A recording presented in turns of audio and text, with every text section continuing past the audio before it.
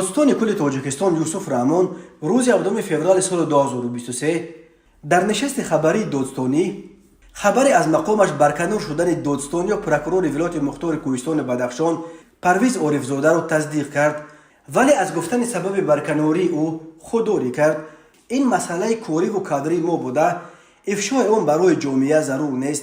ما همیشه پروکروران را در شهر و نواحی تعیین و از کار آزاد میکنیم و اینجا یگان چیز نو نیست، گفت یوسف رحمان در نشست مطبوعاتی.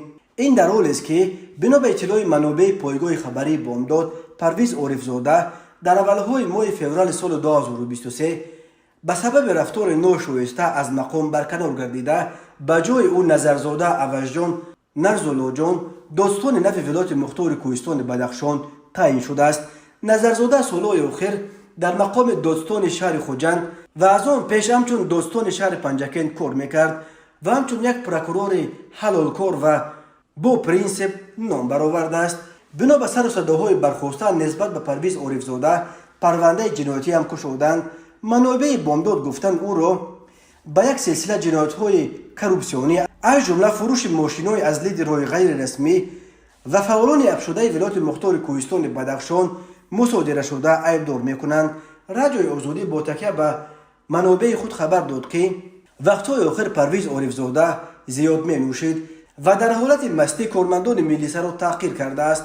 تحقیر کارمندان ملیسا ثبت شده به دستگاه اجرایی پرزیدنت فرستاده شده است، گفته است منصوبت رادیوی آزادی.